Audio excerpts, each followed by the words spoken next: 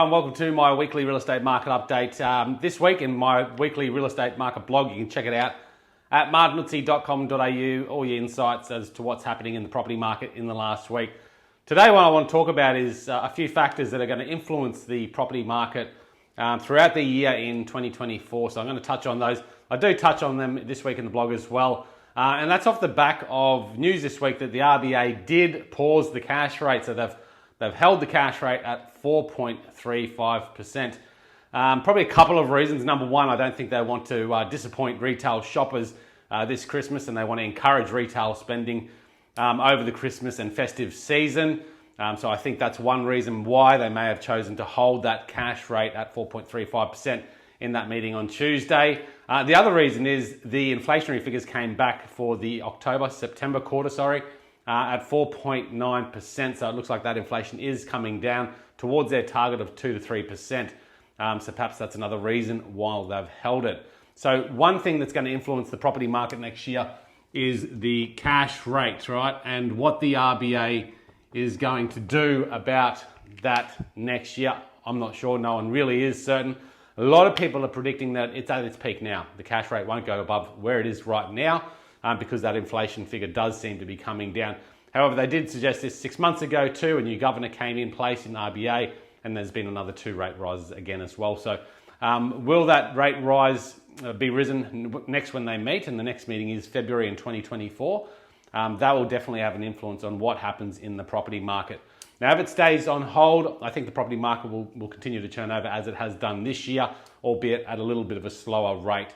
If it does go up, I think that will knock the wind out of many buyers and put a lot more pressure into the rental segment as well, which is another influencing factor that we will note in 2024. So the cash rate is a big one. The inflationary figures for the December quarter will come out towards the end of January, and then the RBA will meet to decide what they're going to do with the cash rate in February as well. Second on the list is migration. Migration numbers are huge. So we had migration numbers between 2022 and 2023 of about 500,000 people. So that's really influencing demand for properties, both purchasing properties and rental properties in Australia. And that's a record high, and it's predicted to be that again in the years to come. So that demand keeps pushing pressure on the property market in Australia, and I don't think it's going to subside next year. And off the back of that too is new approvals. This is a big one that is causing a supply issue here in Australia. The Albanese government has decided to approve 250 new builds each year for the next 10 years.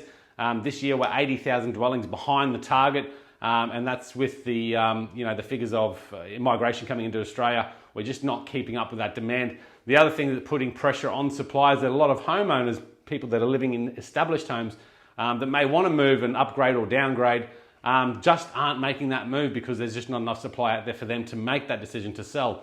So that's also putting an impact on supply. Now, if you look at supply across our local area here in Queensland, we're sort of 16 to 20% under this time last year as far as total listings available to purchase. So the supply issue will carry on into 2024 as well.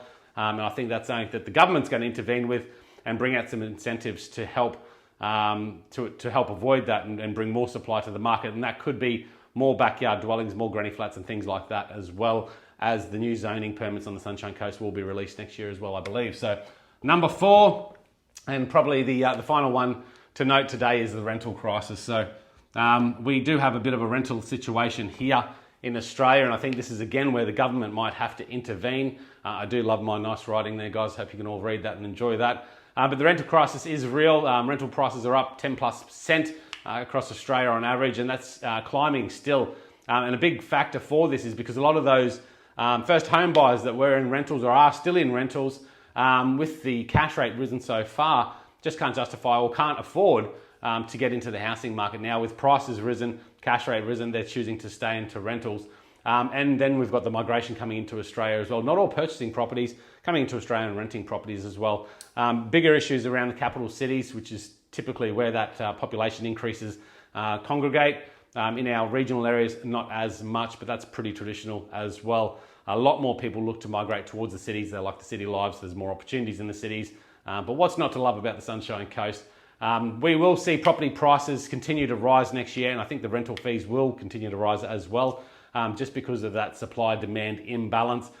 In this week's blog, I put some predictions in there for Domain, and you're looking at, on the Sunshine Coast here, I think it was anywhere between 6 and 8% growth next year on the Sunshine Coast for property prices, for housing at least as well. So guys, there's a couple of influential factors that are going to influence the property market next year in 2024. As always, if there's anything we can help you with, give me a call. We're operating right through Christmas.